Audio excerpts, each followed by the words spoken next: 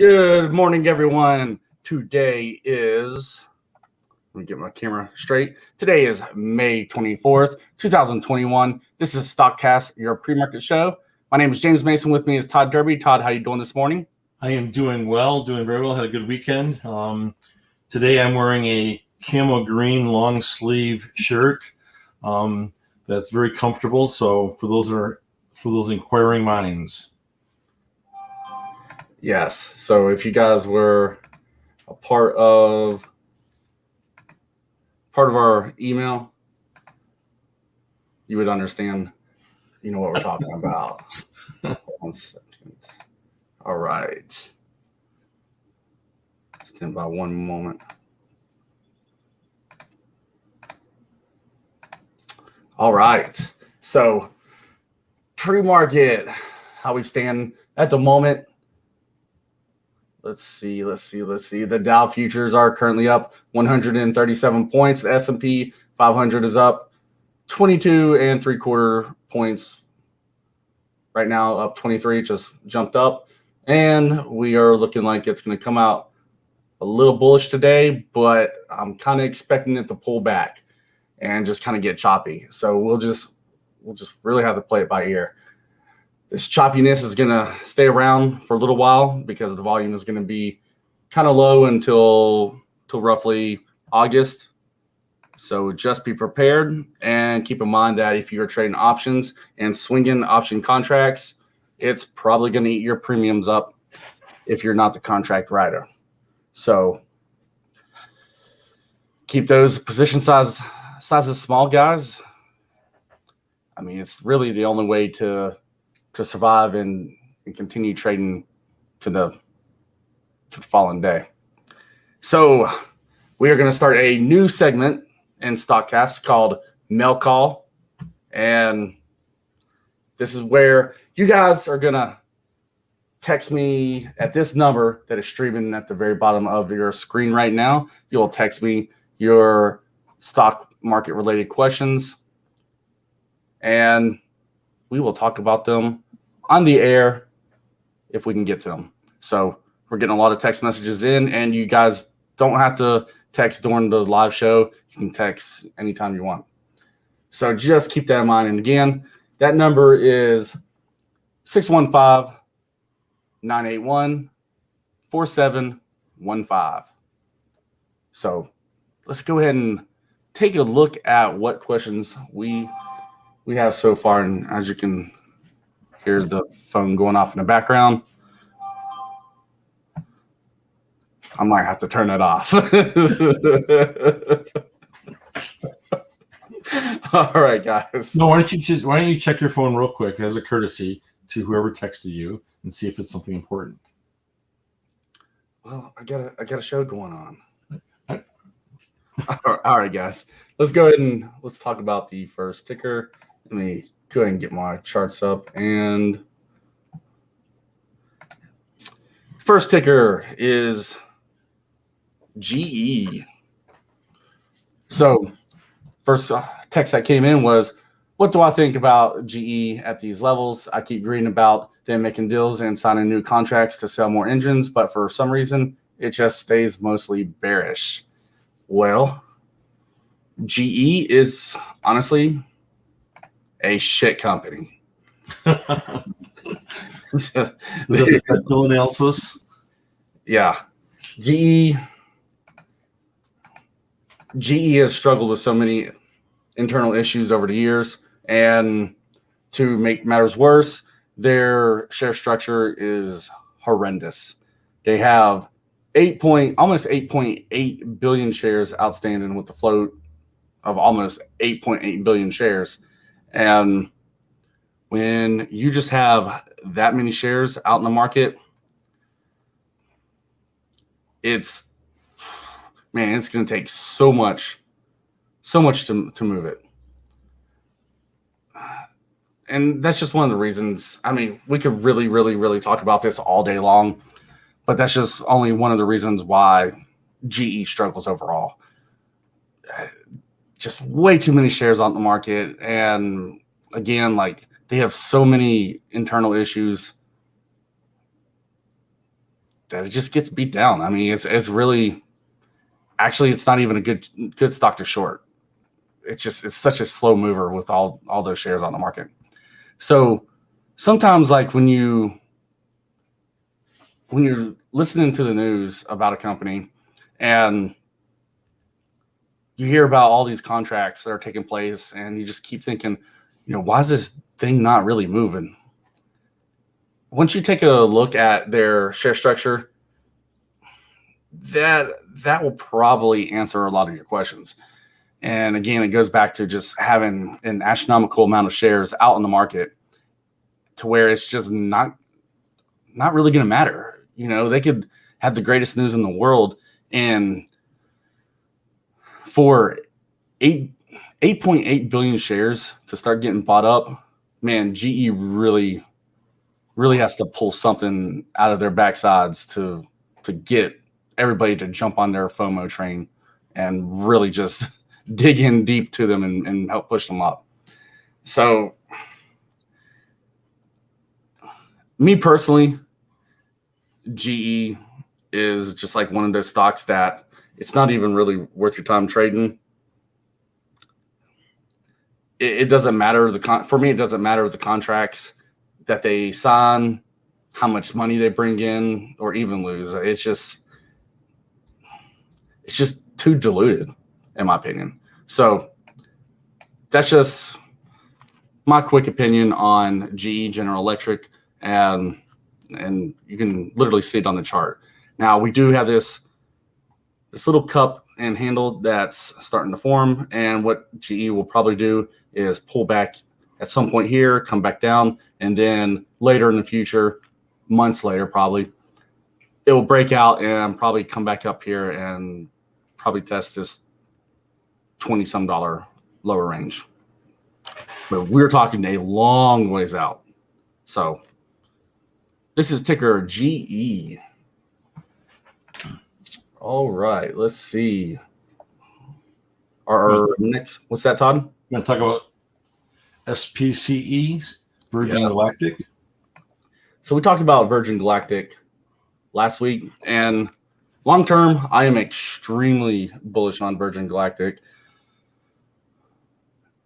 I love their executive team that they have here, and this is just me, my personal opinion, just straight speculation. I view Virgin Galactic as a tech company, and I believe within 5 years from now, they'll be equivalent to like what Tesla is today. Obviously, we're still a little ways from actually taking tourism into space. And I definitely would not want to be the first one to take that flight. What about you, Todd? Oh, I don't think I'm ever going to fly to space unless I'm looking to die. I mean, there's so much unknown and so many variables that are out of your control that I think it's literally a crapshoot. I've done some crazy shit in my life and been to some crazy places in the world. And I don't know. For me to actually jump on board one of these flights, I'm gonna need quite a few people to get blown up first, let them work out all the kinks, and then I'll eventually decide to do it. I will do it one day, but I don't know when. So Richard Branson is scheduled for either the next one, or he's either the next one or the second next one, that he's going to be on one of the next flights that they're going to test to go to the edge of outer space. Oh, is that planned for this year? Yeah, there's 2 more flights coming up. I don't know the exact dates, but I was reading, I saw there's 2 more flights coming in. So, and he's going to be on one of those 2 flights. All right. Hey, everybody. Breaking news. Richard Branson has passed away in 2021. Yeah, he gone. He's dead. He ain't gonna make it. Oh, that's something that you take your least favorite employee, like, hey, listen, I know you've had it kind of rough here at the company, but we want to give you a perk. our company and what we're doing and show you our appreciation, you're going to take this first flight. I'm not going to mention any names. Yeah, who would that be out of the TT company? I have a guess.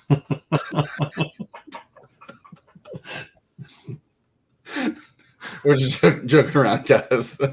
All right, so Virgin Galactic, they had it could be a bus full of customers too.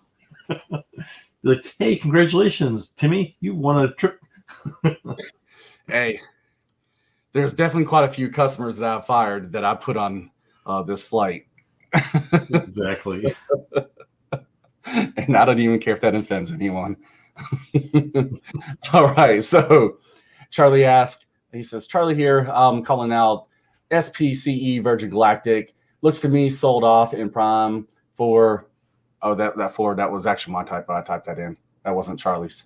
For a nice bull run, especially after the perfect test flight this weekend, but has a 3 billion share float and 240 million shares outstanding. So let's take a quick look at the short interest. So shares short, last update, 24 million shares being short, 16% of the float. Days to cover, 1.3. And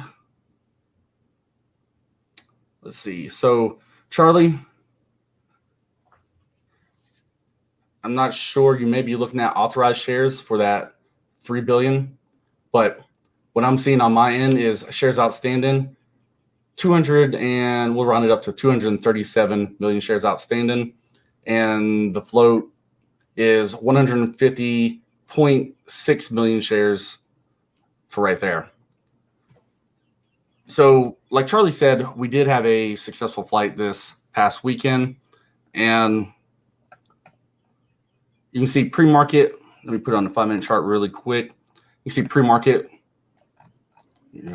We had that bullish little push. We closed out Friday at 21.07, and we're currently up to 25.68 at the moment, with a pre-market high of 28.75. And again, we had all this because it didn't blow up, which is good news. But looking at this daily chart, we can see we are coming into some resistance right here around this. Well, we actually gapped above it, but that is a strong resistance. I kind of expected to pull back to this, but we are coming up to some strong resistance right here, also around that $31 range. And this little channel, I do expect it to kind of just chop around in here. Hopefully we don't break back below that $21 range. If we do, it's going to be a little bit of a struggle to get back above that in the future. But I mean, if you look at this thing, I mean, that thing sold off hardcore, and it really just hasn't had any relief to have a little bullish run. So Charlie, I 100% agree with you. I do think that this is bottoming out overall for Virgin Galactic. And for those who don't really understand how to trade, when I say bottoming out, I don't mean that this is the absolute bottom to the damn penny and it's only going to go up. We do have to kind of use a little common sense here. This range, this entire general area, which could be, heck, down here all the way down to $13, just this general range on this daily chart, bottoming out. Hopefully that makes sense for y'all. But Charlie, I 100% agree with you. I do see this thing overall bottoming out right here, and I do expect it to start to make that bullish run, especially over the next 6-month period. And once we break back above this $36 range right here, that's when this is going to get good. So a couple things. One is that as soon as we started talking about it, we had a 20 to 30 cent jump right now. So clearly we play a role in the market. Oh, yeah, we influenced this already. So make note of that. The other thing is we talked about this Friday, and everyone agreed that the flight success or failure was going to have an impact. And clearly it did. It gapped up to an opening of 25.11 or 25.12, something like that.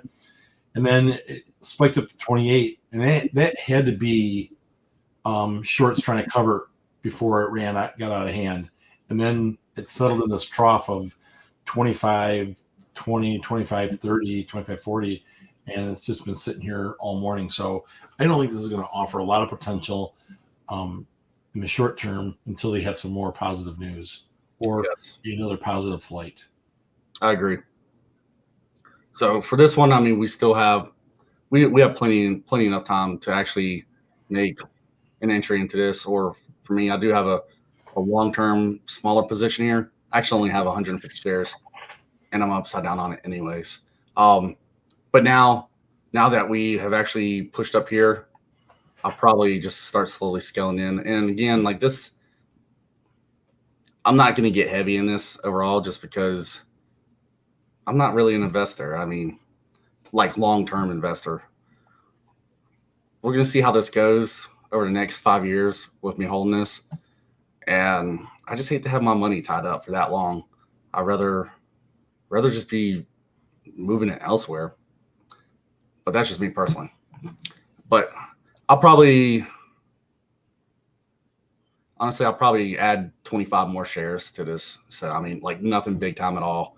And over time, just slowly add maybe 25 shares, whatever it may be. I don't know. But that's just what I see for Virgin Galactic. And we'll just have to see how this baby goes. All right. So, Todd, what do we have next? Let's talk about ticker CREX. Charlie Romeo Edgar X-Ray. All right. Ticker CREX. All right. All right. This is Creative Realities, and this is CREX on the daily chart. And the question that I got in the text was, do I think CREX will continue running today? Seems to be on top of a little cup, and the volume is already over double the average. So let's take a look at the share structure for CREX. And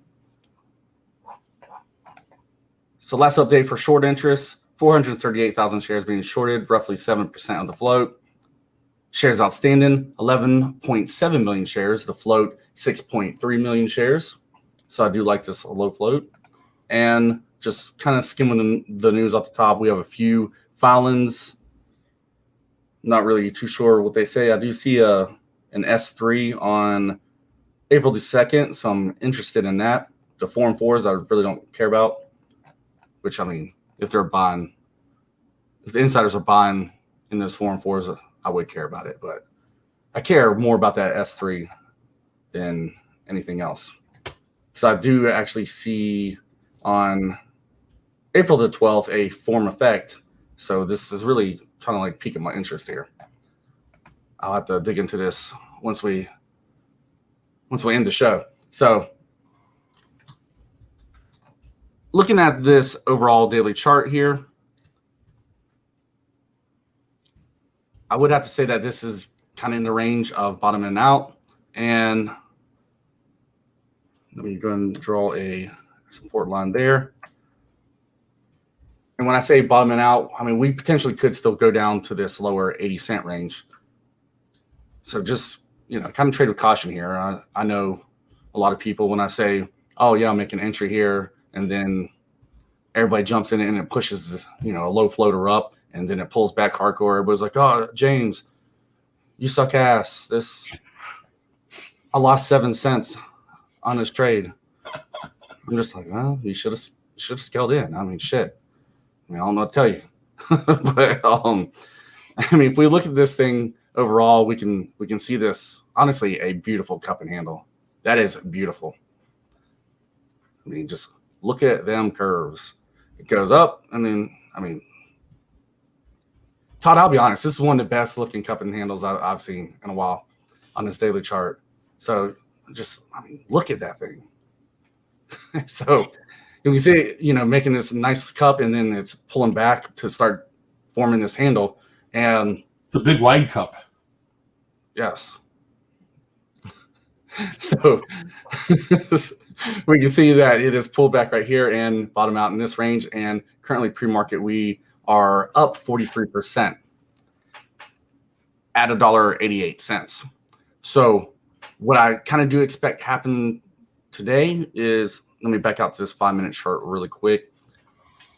I kind of expect us to kind of go up here, and we might test these higher pre-market ranges, but then overall just kind of sell off and get beat down. It might turn into a fader, because really we don't have a true catalyst that has dropped yet, or at least anything I'm looking at this moment. So this thing, without there not being like a true catalyst, I mean, yes, that was like a perfect bottom and it gapped up. Maybe these were shorts covering. Hell, who knows? But I do expect this to kind of be a fader and pull back today, and maybe the days to come, and probably come back down to this, I don't know, 150 to maybe this 130 range. And me personally, I would love to get it around that lower 130 range if possible. But I do see it kind of pulling back and then consolidating, and then start that march on upward. And by the time we break these highs right here around $3.29, hopefully we will have accumulated a ton of shares down here at this point. But once we make this march back up and break above that 329, I do expect it to start pushing up hardcore and probably test this upper $5 range, potential $6 range. We will get a lot of resistance up in here though, but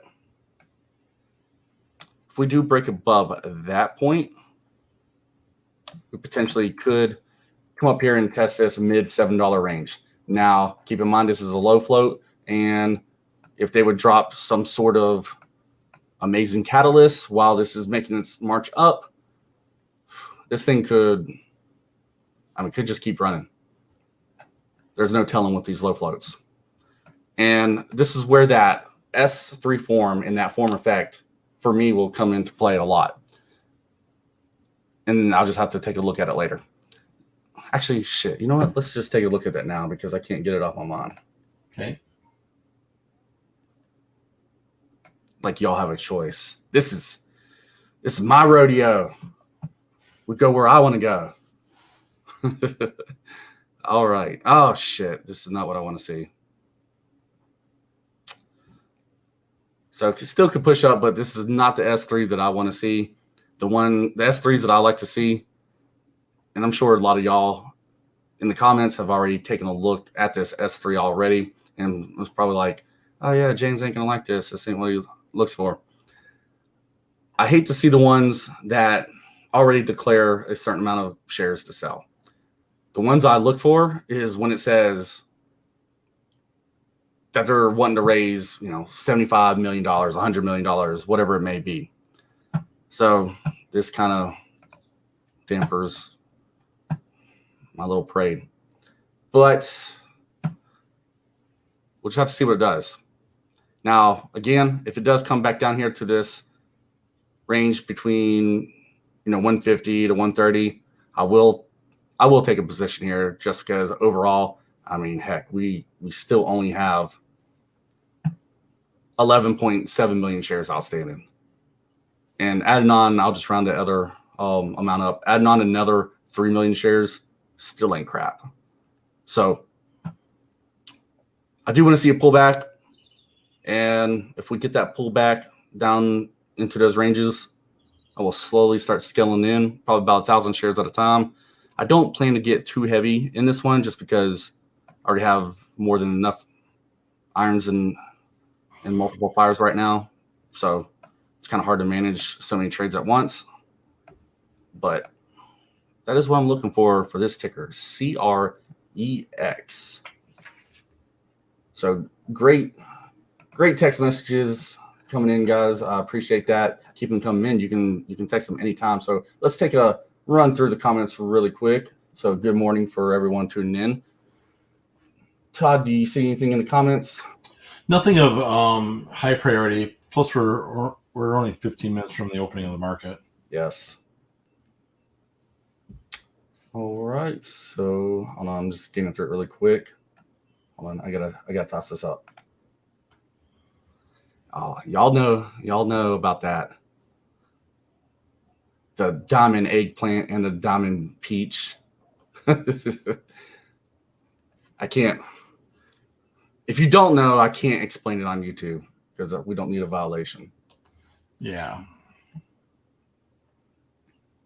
And here is one of our amazing leaders, Jonathan Walker, saying good morning, TT family. Johnny with his bow tie. I love bow ties, by the way. I have a lot of bow ties. I know that's random. That is random.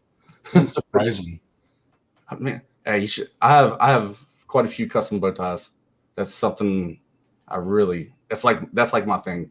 When and where would you wear a bow tie? Anytime I dress up. Okay, I've known you for 2 years, and I don't think I've ever seen you dress up. Shit, because COVID. I mean, really, I used to always dress up, but James Mason, the player. Yeah, I love bow ties. So You throw us for a loop with that Atlanta Braves hat and the North Face shirts all the time. So yeah. Well, I don't feel like I'm not going to wear a bow tie to the StockCast show. Nope, I'm not saying you are. You would. I'm just if I'm wearing a bow tie to the StockCast show, I'm not wearing a shirt. That's all I'm saying. So if everybody types the number 1 in the comment section on YouTube or wherever you're watching this at, I'll do it, and Todd will as well.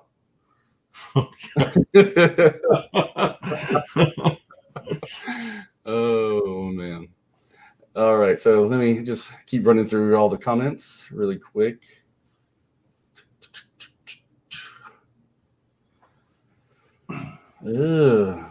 Okay, so pretty much everyone just talking to each other, which is cool. Oh my God, look at all those ones.